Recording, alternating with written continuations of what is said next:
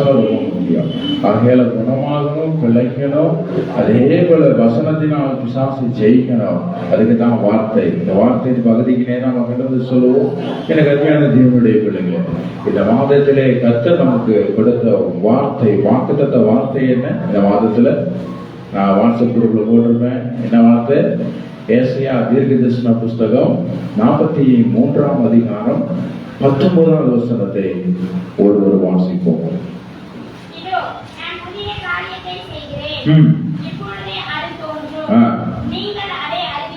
அறியீர்களா?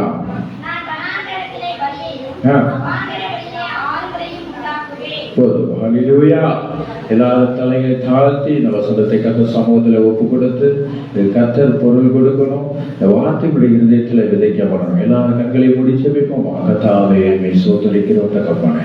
அப்பா, எங்களை நேசிக்கிறவரே உம்மை ஸ்தோத்திரிக்கிறோம். இந்த நாளிலே அப்பா, இந்த மாதத்திலே நீர் கொடுத்த அந்த வார்த்தை நாங்கள் தியானிக்க போகிறோம். கர்த்தர் நீர் எங்களோடு இடைப்படும், எங்களோடு பேசுவோம். வார்த்தையின் ஆசீர்வாதங்கள் என்னுடைய வாழ்க்கையிலே தொடர்ந்து வரட்டும். ஜெபத்தை ஏற்றுக்கொள்ளும். இயேசுவின் நாமத்தில் துதிக்கிறோம் நல்ல பிதாவே, ஆமென். மீண்டுமாக வசனத்தை ஒருவர் வாசிப்போம்.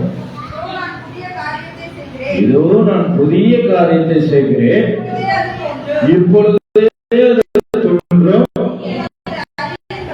நீங்கள் அதை அறியீர்களா?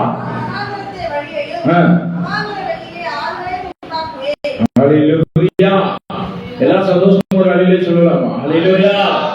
எனக்கு அருமையான தேவனுடைய பிள்ளைகளே, வேதம் சொல்கிறது, கர்த்தர் சொல்கிறார், இதோ நான் புதிய காரியத்தை செய்கிறேன். எனக்கு அருமையான தேவனுடைய பிள்ளைகளே, கர்த்தர் 6 மாதங்களுடைய வாழ்க்கையில எந்த ஒரு ஆசீர்வாதமான கதவுகள் திறக்காம இருந்திருக்கலாம், போராட்டங்கள் முடியாம இருந்திருக்கலாம், பிரச்சனைகள் தீராம இருந்திருக்கலாம்.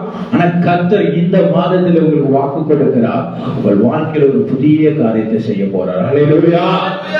உங்களுடைய வாழ்க்கையில இருக்கிற பிரச்சனைகளை கர்த்தர் தீர்த்து வைக்க போறார். போராட்டங்கள் மறைந்து போக போகுது.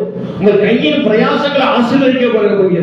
ஒரு புதிய காரியத்தை நீங்கள் என்னத்தை எதிர்பார்த்து வந்திருக்கிறீர்களோ அந்த காரியத்தை கர்த்தர் அதை புதிதாய் கொடுக்க போறார். அல்லேலூயா. தேவனுடைய பிள்ளைகளை, அதை நம்ம அறியணும். வேதம் சொல்லுது, இப்பொழுது அது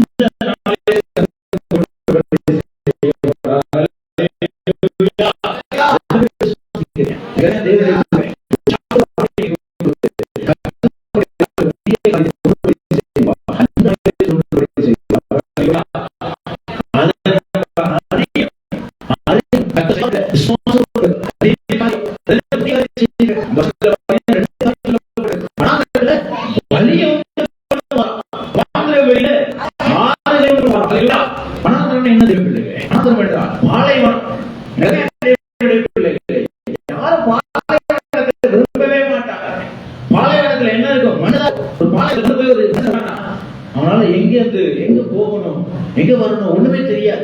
எல்லாம் ஒரே மாதிரி தான் இருக்கு. இன்னைக்கு நம்முடைய வாழ்க்கையில அப்படிதான் நம்ம இருக்கிறோம். நம்முடைய வாழ்க்கையை எப்படி ஓட்டணும், எப்படி இந்த பிரச்சனையை கடந்து போக முடியும்?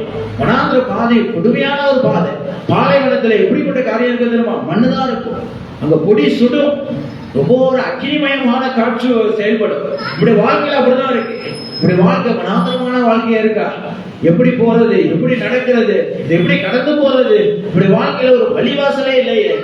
பிள்ளைகளே, எல்லா காரியத்திலும் அடைக்கப்பட்ட சூழ்நிலை இருக்கிறீங்களா? கர்த்தர் சொல்றாரு, ஒரு புதிய வழியை திறக்க போறார். அல்லேலூயா. நீ அழைந்து துறைந்த காரியங்கள் இனி கிடையாது. கர்த்தர் செமையான இடத்துல கொண்டு போக போறார். அது மாத்திரம் தேவ பிள்ளைகளே, அவாந்திர வெளியில ஆறுகளை கொண்டு போறார். பிள்ளைகளே, இந்த 2 காரியங்களுடைய வாழ்க்கையில் நடக்க போகுது இந்த மாதத்துல. அவாந்திர வெளி என்ன? அவாந்திர வெளி வெட்டாந்தர, தண்ணியே வராது, தண்ணி சான்ஸே இல்லை. பிள்ளைகளே, உங்களுடைய வாழ்க்கை வறட்சி நிறைந்ததா இருக்கா? என்னுடைய கையின் பிரயாசத்துல என்னால சாப்பிட முடியல, என்னுடைய வாழ்க்கையில ரொம்ப போராட்டத்துல இருக்கிறேன், என் வறட்சியா இருக்கு, ஒவ்வொரு மாதமும் இந்த கடன் பிரச்சனை என்னன்னு சந்தித்து முடிக்கணும்னு நினைக்கிறேன், இந்த கடனை அடைக்கணும்னா அவங்கள்ட்ட கடன் வாங்குறேன், அந்த கடனை அடைக்கணும் இவங்கள்ட்ட வாங்குறேன், என் வாழ்க்கை வறட்சியா இருக்கு, என்னுடைய வாழ்க்கையில ஒரு போராட்டமா இருக்கு, குடும்பத்துல சமாதானமே இல்லை, இதனால கணவன் மனைவிக்குள்ள பிரச்சனை வருது, என் வாழ்க்கையில ஒரு ஆசீர்வாதமே இல்லை, ஒரே தரித்திர கோலத்துல தான் இருக்குன்னு நினைக்கிறீங்களா? கர்த்தர் இந்த நாளிலே புதிய காரியத்தை தோன்றுபடி செய்ய போறார். ஹல்லேலூயா. அவாந்தர வெளியிலே தண்ணீரை உண்டு பண்ண போகிறார். என் கருமையான தேவனுடைய பிள்ளைகளே, அன்னைக்கு மோசே இஸ்ரவேல் ஜனங்களை கடந்து வரும் பொழுது அதே அவாந்தர வெளியில தான் ஜனங்கள் தண்ணீர் இல்லாமல் தவித்தார்கள். கர்த்தர் சொன்ன காரியம் என்ன தெரியுமா? கண்மலையை போய் அடி, அங்கே எந்த தண்ணீர் வரும் என்று சொன்னா, இன்னைக்கு நம்ம யார்கிட்ட போய் நிக்கணுமா? கண்மலையாகிய கிறிஸ்துவிட்ட போய் நீங்க நிக்கிறீங்க. இந்த இடத்துல வந்து நிக்கிறீங்க, தேவ சமூகத்துல உங்களுடைய இருதயத்தில் இருக்கிற எல்லா காரியங்களையும் நீங்கள் ஊற்றும் பொழுது கர்த்தர் வனாந்திரத்துல வழிகளை திறந்தது போல, அவாந்திர வெளியில தண்ணீர்களை ஊற்றி கொண்டு வந்தது போல, அன்று இஸ்ரவேல் ஜனங்களுடைய தாகத்தை தீர்த்தது போல, இந்த 7வது மாதத்தில் வந்திருக்கிற பிள்ளைகளுடைய வாழ்க்கையில கர்த்தர் தாகத்தை கொடுப்பார். ஹல்லேலூயா. எத்தனை பேர் விசுவாசத்தோடு இருக்கிறீங்க? நாமே சொல்லலாமா? தேவனுடைய பிள்ளைகளே, இந்த 2 காரியங்கள் நடக்கணும் அப்படின்னா ஒரே ஒரு காரியம் சொல்லப்படுது. முதல் வசனத்தை வாசிங்க. முந்தினவைகளை நினைக்க வேண்டாம். இந்த 2 காரியங்களை நம்ம செய்யவே கூடாது. முந்தின காரியத்தை நினைக்காதீங்க. கடந்த மாசத்துல வந்த பிரச்சனைகளை நினைக்காதீங்க. கடந்த மாசத்துல வந்த போராட்டங்களை நினைக்க வேண்டாம். வியாதியை நினைக்க வேண்டாம். குடும்பத்தில் நடந்த பிரச்சனைகளை நினைக்க வேண்டாம். அதை யோசிக்க கூட கூடாது. அவருடைய பாவங்களை நினைக்க வேண்டாம். கர்த்தர் அதை மன்னித்திருக்கிறார். ஹல்லேலூயா. முந்தினவைகளை நினைக்க கூடாது. பூர்வமானதை சிந்திக்க வேண்டாம். இந்த 2 காரியங்களை நீ செய்யாம இருந்தீங்கன்னா கர்த்தர் இந்த மாதத்துல புதிய காரியத்தை செய்வார். ஹல்லேலூயா. அது இந்த மாசத்திலே தோன்றும். வனாந்திரத்தை வெளியே கொண்டு பண்ணுவா, அவாந்திர வெளியில ஆறுகளை கொண்டு போடுவா. என் கருமையான தேவனுடைய பிள்ளைகளே, அதை கர்த்தர் இந்த மாதத்திலே உங்களுக்கு செய்வார். ஹல்லேலூயா. நம்முடைய வாழ்க்கையில பாலைவனமாக நம்ம இருக்கிறோம். யாருமே நம்மளை நேசிக்காம இருக்கிறோம். இயேசுவை ஏற்றுக்கொண்டாலே அது நம்முடைய வாழ்க்கையில பாடுகளே அதுதான். நம்ம பார்க்கும்போது எப்படி பார்ப்பாங்க தெரியுமா? இதனால நமக்கு என்ன யூஸ்? பாலைவனத்துல எதுவுமே யூஸ் இல்லதான், மண்ணு மட்டும்தான் இருக்கும். ஆனா கர்த்தர் அந்த இடத்துல வழியை உண்டு பண்ணுவார். ஹல்லேலூயா. இந்த கருமையான தேவனுடைய பிள்ளைகளே, அப்படிப்பட்ட ஒரு சம்பவத்தை வேதத்தில் நம்ம வாசிப்போமா? ஒரு சகோதரை குறித்து, ஒரு தேவ மனுஷனை குறித்து நம்ம பார்க்க போறோம். எடுத்துக்கொள்ளுங்க. 1 நாளாகமம் 4ஆம் அதிகாரத்துல 9-10 வசனத்தை வாசிப்போம். 1 நாளாகமம் 4ஆம் அதிகாரம் 9-10 வசனத்தை வாசிப்போம்.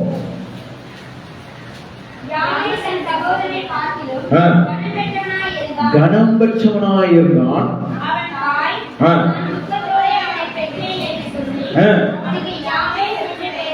யாவேஸ் என்று பெயரிட்டார்.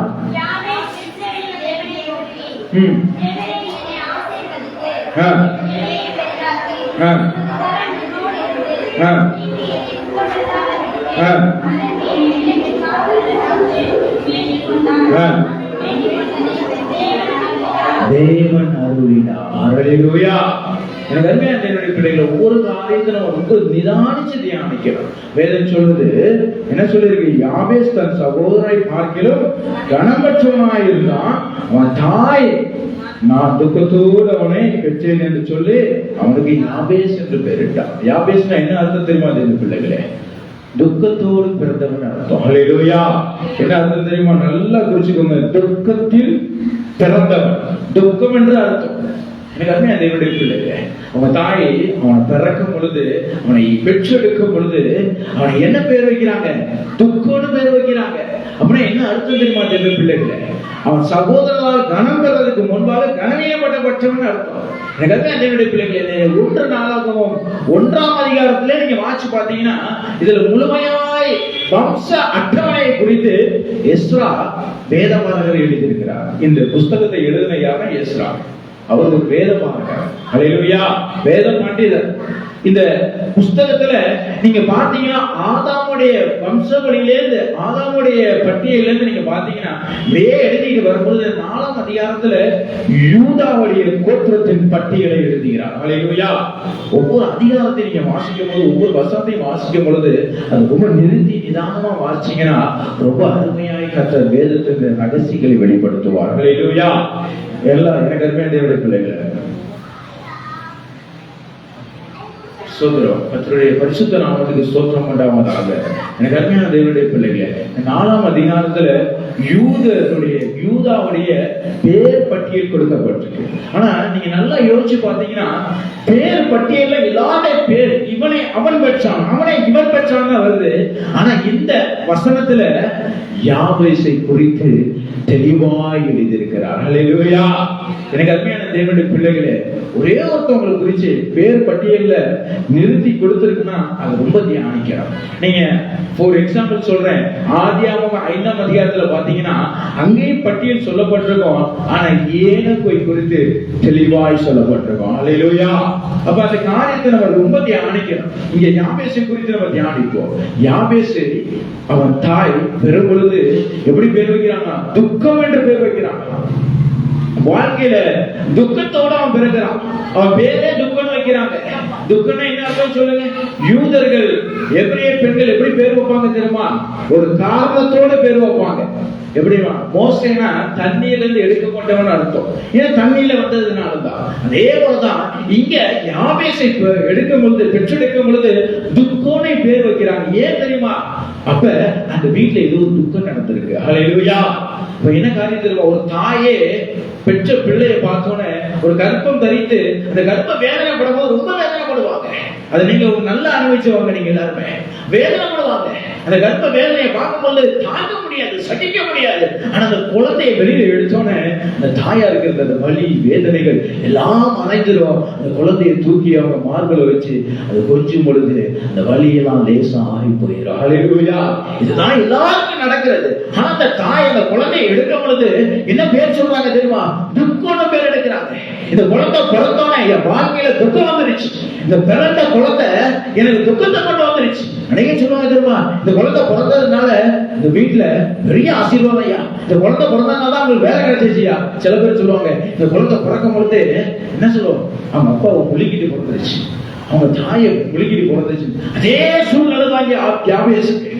பிறந்தோடைய தாயே சொல்றா, இந்த குழந்தை பிறந்தோட துக்கம், இந்த குழந்தை பிறந்தோட தரித்திரம், இந்த குழந்தை பிறந்தோட போராட்டம்.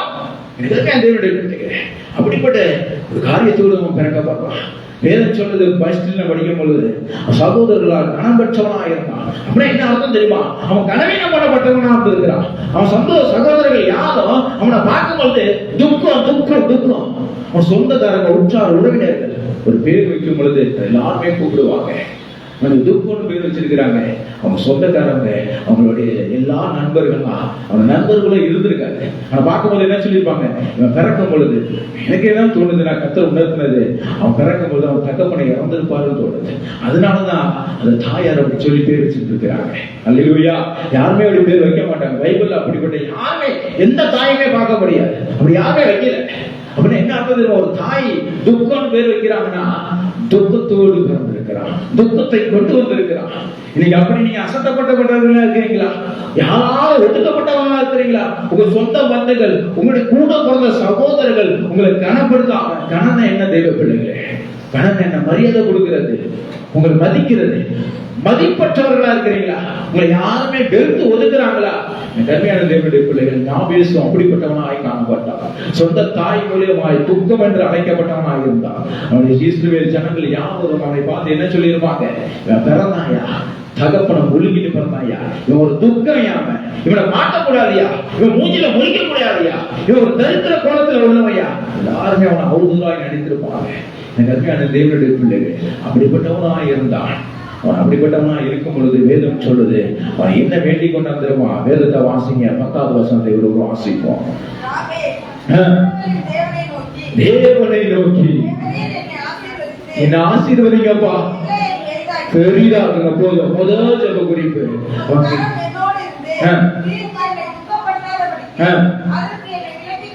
விலக்கி காத்தருளும் என்று கேட்டுக்கொண்டான்.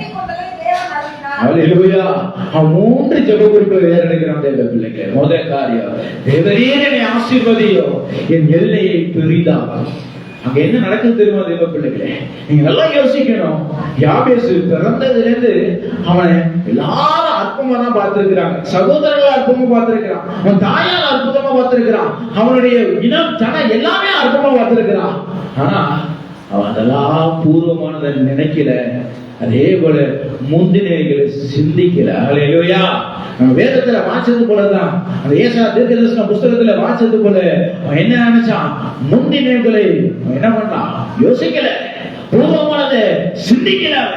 அவன் உடனே தேவ சமூகத்தில் போய் சொல்றான், கர்த்தாவே என்னுடைய பேர் இப்படிப்பட்ட பேர் அப்பா, அந்த பேரின்படியாக என்னுடைய வாழ்க்கையோ அமையிருக்காதுப்பா, என்னை ஆசீர்வதியும் தகப்பனே, என் எல்லையை விரிவாக்குங்க தகப்பனே. அவன் எல்லை எப்படி இருக்கு தெரியுமா? எங்கேயுமே தேவனுடைய பிள்ளைகள் ஒரு குறுகிய கட்டத்துல இருந்திருக்கிறான். அவன் தாயாரை ஒதுக்கிட்டாங்க, அவன் சகோதரர்களை ஒதுக்கிட்டாங்க, அவன் சொந்த பந்தங்களை ஒதுக்கிட்டாங்க. அவனோட யாருமே சேரல. அதுதான் அவனுக்கு எல்லை. அவனுக்குள்ள ஒரு குறுகிய வட்டத்துல இருந்திருக்கிறான். அவனுக்கு ஒரு ஆசீர்வாதம் இல்லை. அவனை பார்த்தோன்னே இவன் எங்க அப்பா முழுக்கிட்டு பிறந்தாயா சொல்லியிருப்பா. அதனாலதான் அவன் கனம் இல்லை. ஆனா அதுக்கு முன்னாடி வசனத்தை சொல்லு, சகோதரர்களா கனபட்சம் எப்படி கனம் வந்துச்சு? அவன் ஜெபித்ததுனாலதான். கனம்பற்றவனாயிருந்தான், கனவீனப்படுத்தப்பட்டவனாயிருந்தான், யாவராலும் புறக்கணிக்கப்பட்ட பாத்திரமாயிருந்தான். இங்க அப்படி வந்திருக்கிறீங்களா? இப்படி அவள் வந்திருக்கிறீங்களா? உங்க சகோதரன் உங்களை மதிக்காம இருக்கிறாங்களா?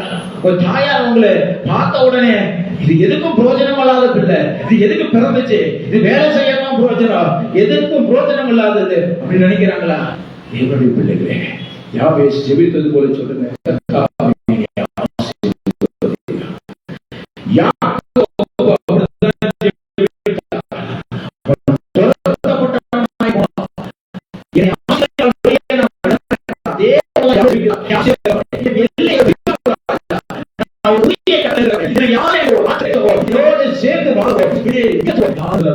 நீதான்பா என் எல்லை விரிவாக்கணும், என் எல்லை குறுகி இருக்குப்பா.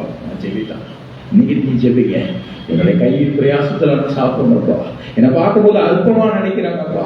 என்னுடைய வாழ்க்கையில எந்த ஒரு ஆசீர்வாதமும் இல்லப்பா. இது தண்டத்துக்கு. சில பேர் சொல்லுவாங்க தெரியுமா, இந்த பிள்ளை தண்டச்சோறு சாப்பிடுறதுக்கு தான் ஆயிக்கு. அதனால ஒரு யூஸ் இல்லை. என்னுடைய பிள்ளைகள் நல்லா புரிஞ்சுக்கோங்க. யார் யார் உங்களை புறக்கணிக்கிறாங்களோ, இந்த உலகம் உங்களை புறக்கணிக்கும் போதுதான் பரலோகம் உங்களை அங்கீகரிக்கும். அல்லேலூயா. நீங்க தண்டச்சோறுன்னு உங்களுக்கு சொல்லும் போதுதான் அநேகருக்கு நீங்க சாப்பாடு போடும் பிள்ளையாய் மாறுவீங்க. அல்லேலூயா. தேவனுடைய பிள்ளைகளே, யார் யார் விரோதிக்கிறார்களோ அவர்கள் யாரும் உங்கள் பட்சத்தில் வருவார்கள். அல்லேலூயா. கர்த்தர் பெரிய கிருபை என்ன தெரியுமா? உலகத்தாரால் புறக்கணிக்கப்படும் பொழுதுதான் பரலோகத்தால் அங்கீகரிக்கப்படுவீர்கள்.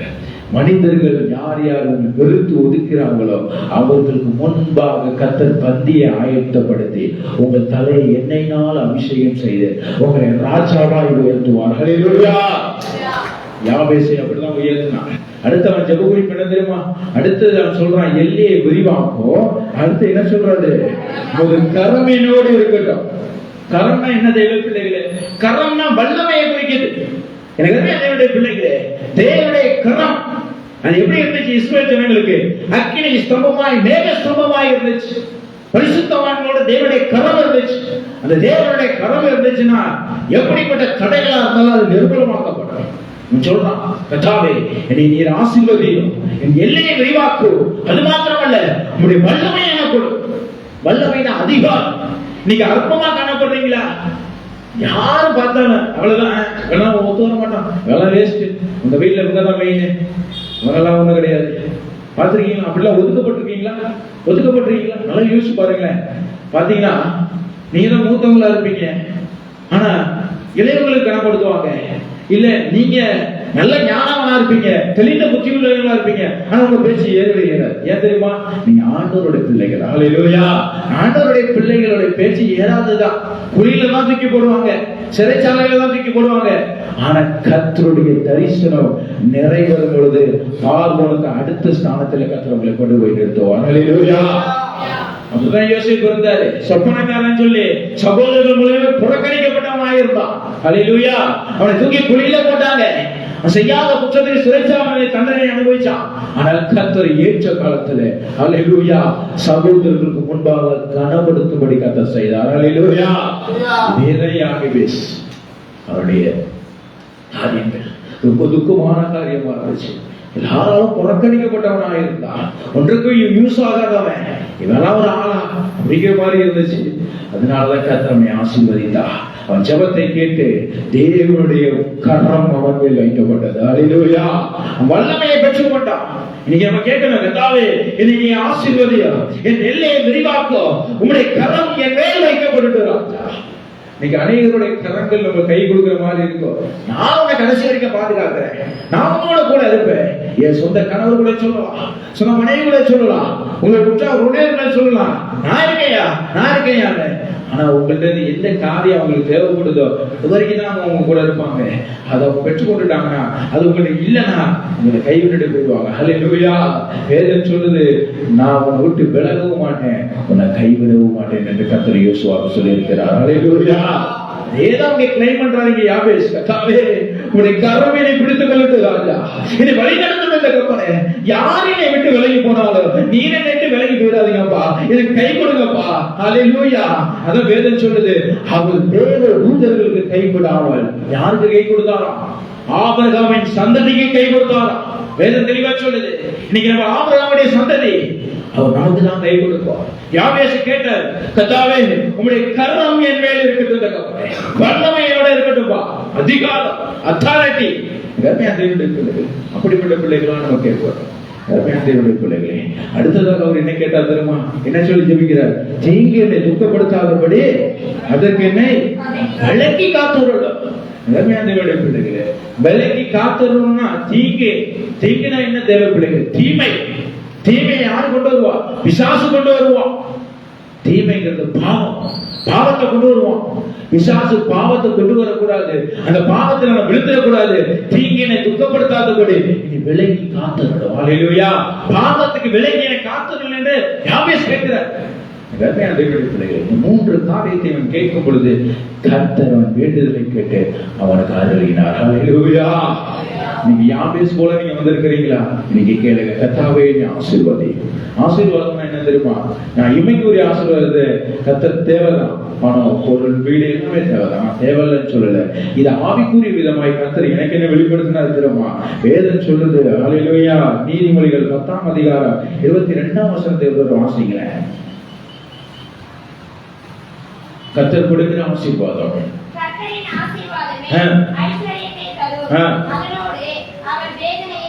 வேதனையை கொடுத்தார். அல்லேலூயா. என் கருமையான தேவனுடைய பிள்ளை, நல்லா திரும்ப ஒரு ஆள் வாசிங்க, சத்தமா வாசிங்க. எல்லாரும் எடுத்துக்கொள்ளுங்க, வெயிட் பண்ணுங்க, எல்லாரும் எடுத்துக்கொள்ளுங்க. நீதிமொழிகள் 10:22. கர்த்தரின் ஆசீர்வாதமே ஐஸ்வர்யத்தை தரும், அதோடு வேதனையை கூட்டார். என் கருமையான தேவனுடைய பிள்ளைகளே, அது என்ன ஆசீர்வாதம்? வேதனையே இல்லாத ஆசீர்வாதம் என்ன? வேதனை இல்லாத இடம் எங்க தெரியுமா? பூமியில கிடையாது தேவ பிள்ளைகளே. வேதனை இல்லாத இடம் பரலோகம். அல்லேலூயா. அதுதாங்க உன்னதமான ஆசீர்வாதம். அந்த ஆசீர்வாதம் நம்ம கேட்கணும். கர்த்தரின் ஆசீர்வாதம் ஐஸ்வர்யத்தை தரும். எந்த ஐஸ்வர்யத்தை தரும்? பரலோகத்தை தரும். அந்த வேதனை இருக்காது, அங்க அழுகை இருக்காது, பற்கடிப்பு இருக்காது, மரணம் இருக்காது. அந்த ஆசீர்வாதம் நம்ம கேட்கணும். அந்த ஆசீர்வாதத்தை எப்படி பெற்றுக்கொள்ள முடியும்? ஜெபத்துல தான் பெற்றுக்கொள்ள முடியும். இரண்டாவது காரியம், யாபேஸ் என்ன கேட்டாரு? உம்முடைய கரம் என் மேல் இருக்கப்படும். அன்னைக்கு இஸ்ரவேல் ஜனங்களோட கரம் இருந்துச்சு. என்ன இருந்துச்சு? அக்கினி ஸ்தம்பம், மேக ஸ்தம்பம் இருந்துச்சு. தேவனுடைய கரம் இருந்துச்சு. தேவனுடைய கரம் வல்லமை, பரிசுத்தாவின் அபிஷேகம். அந்த பரிசுத்தாவின் அபிஷேகம் தான் தேவனுடைய கரம். அப்பா பிதாவே என்று கூப்பிடுகிற புத்திர சுவிகாரத்தின் ஆவி, அந்த ஆவிதான் பரிசுத்த ஆவி. அல்லேலூயா. அந்த ஆவி எப்படி நம்ம பெற்றுக்கொள்ள முடியும்? தேவனுடைய கரத்தை எப்படி நம்ம பெற்றுக்கொள்ள முடியும்? ஞானஸ்நானம் பெற்றுக்கொள்ளும் பொழுதுதான். கர்த்தராகிய இயேசு கிறிஸ்துவின் நாமத்தில் ஒழுங்கி ஞானஸ்நானம் பெற்றுக்கொள்ளும் பொழுதுதான் கர்த்தருடைய கரம் உங்க மேல் இருக்கப்படும். அல்லேலூயா. முதல்ல நம்ம பார்த்தோம், ஆசீர்வாதம்னா என்ன? பரலோக ராஜ்யம். பரலோக ராஜ்யத்தை நம்ம சொந்தத்தை கொள்ளணும் அப்படின்னா தேவனுடைய கரம் நம்ம மேல இருக்கணும். தேவ கரம் எப்படி இருக்கும்? ஞானஸ்நானம் பெற்றுக்கொள்ளும் பொழுதுதான், ஞானஸ்நானத்தை பெற்றுக்கொள்ளும் பொழுதுதான் தேவ கரம் உங்கள் மேல இருக்கும். மூன்றாவது காரியம் என்ன? தீங்கினை துக்கப்படுத்தாதபடி என்னுடைய காலை விலக்கி காத்துள்ளோம். அல்லேலூயா. இன்னைக்கு அநேகர் ஞானஸ்நானம் பெற்றுக்கொள்றாங்க, வேதத்தை வாசிக்கிறாங்க, செபிக்கிறாங்க, சபை கூடுதலுக்கு வர்றாங்க. ஆனா உங்களுடைய வாழ்க்கையில தீங்கிலேயே நிற்கிறாங்க. அல்லேலூயா. தீமையிலேயே நிற்கிறாங்க. இன்னைக்கு அப்படிப்பட்ட பிள்ளைகளாக இருக்கக்கூடாது. யாபேஸ் கேட்கிறாரு, என் காலை தீங்குக்கு விலக்கி காத்துள்ளோம். என் கடுமையான தேவனுடைய பிள்ளைகளே, அதான் வேதம் சொல்றது. அல்லேலூயா. 119ஆம் சங்கீதத்தில் 105ஆம் வசனத்தை வாசிக்கிறேன். ஒரு வேதமே எனக்கு வெளிச்சம், என் பாதைக்கு தீபமா இருக்கு.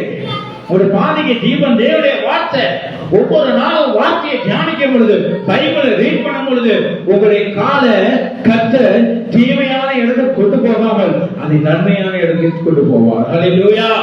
வார்த்தையை கேட்கிற தெய்வ பிள்ளைகளே, ஒவ்வொரு நாளும் தேவனுடைய வார்த்தையை தியானிக்கிறோம், ஒவ்வொரு அதிகாரத்தை வாசிக்கிறோம். 3 வேளை நம்ம உணவு உட்கொள்றது போல 3 அதிகாரத்தை நம்ம வாசிக்கிறோம். குறைச்சா 3 அதிகாரத்தை வாசிக்கிறோம். எனவே தேவனுடைய பிள்ளைகளே, வார்த்தைக்கு கீழ்ப்படிக்கிற பிள்ளைகளா இருக்கும். எனவே தேவனுடைய பிள்ளைகளே, வார்த்தையை ஒவ்வொரு நாளும் தியானித்த வேதத்தை வாசிக்க வாசிக்க வாசிக்க நீங்கள் தீமையான இடத்துக்கு, தீங்கான இடத்துக்கு நீங்க போகவும் மாட்டீங்க. தீமையை கொண்டு வருகிற, பாவத்தை கொண்டு வருகிற பிசாசு உங்களை மேற்கொள்ளவும் கர்த்தர் அனுமதிக்க மாட்டார். ஹல்லேலூயா.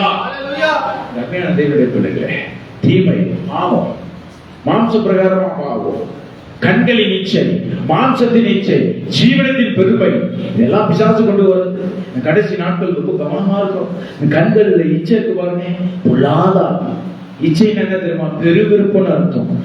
நம்ம கொடுக்கப்பட்டது அது கர்த்தர் கொடுத்தால் சொல்லி அது ஆசைப்பட்டு சந்தோஷமா இருக்கும். அது சந்தோஷமா இருக்கலாம், அது ஒரு பெரிய விஷயமே கிடையாது. ஆனா நம்மளால மற்றவர்கள் வச்சிருக்கிறத இச்சிக்கிறோம் பாருங்க, அதுதான் இச்சை. ஹல்லேலூயா. நம்ம அநேக காரியங்களை வாங்கலாம், வேற பெற்றுக்கொள்ளலாம், அது விருப்பம். ஆனா பெரு விருப்பங்கிறது இச்சை. ஹல்லேலூயா. தேவனுடைய பிள்ளைகள் மற்றவர்களை போல வாழணும்னு நினைக்கிறோம் பாருங்க, அப்பதான் இச்சையே வரும். ஹல்லேலூயா. அதே போல மற்றவர்களுடைய பொருள் மேல விரும்புறோம் பாருங்க, அதுக்கு பேர் தான் இச்சை. ஹல்லேலூயா. தேவனுடைய பிள்ளைகளே, அந்த பாவத்துக்கு விலகி நம்மளை பாதுகாக்கும். யாபேஸ் 3 ஜெபத்தை எடுக்கிறார். என்ன சொல்றாரு?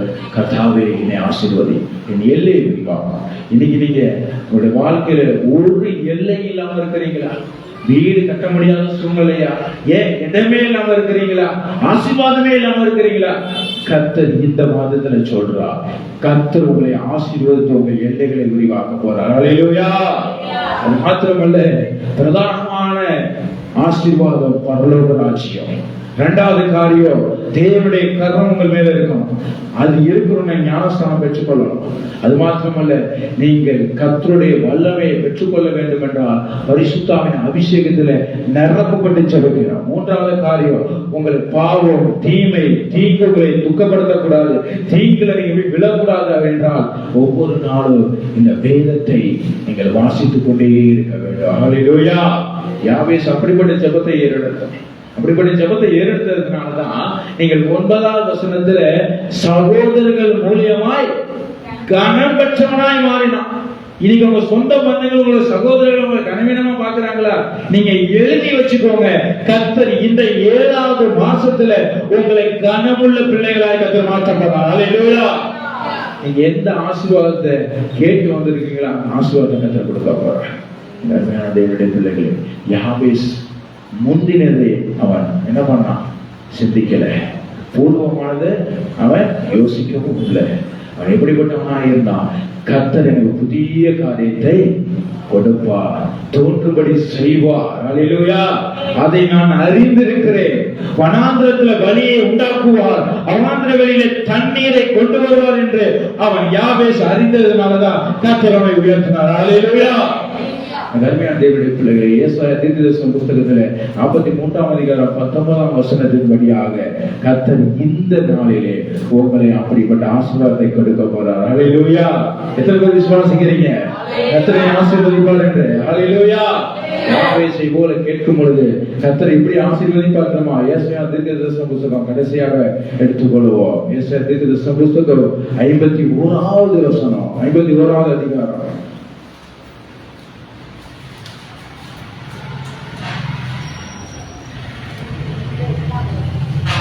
3வது வசனத்தை வாசிப்போம்.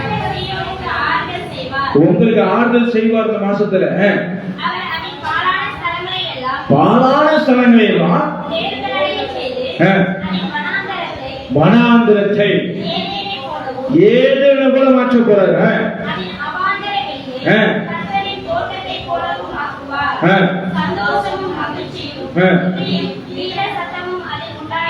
ஹல்லேலூயா.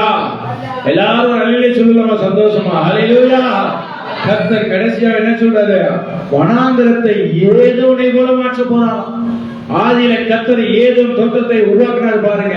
அந்த ஏதோம் தோட்டம் போல உங்க வாழ்க்கை அமைய போகுது. ஹல்லேலூயா. நீங்க வனாந்திரமா வந்திருக்கலாம், பாலைவனமா வந்திருக்கலாம்.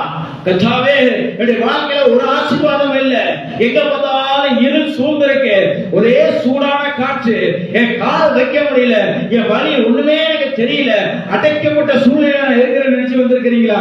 கர்த்தர் இந்த நாள்ல சொல்றாரு, உங்க வனாந்திர பாதை ஏதோம் தோட்டமாய் மாறப்போகுது. ஹல்லேலூயா. ஏதோம் தோட்டத்துல கர்த்தர் உலாவினார்.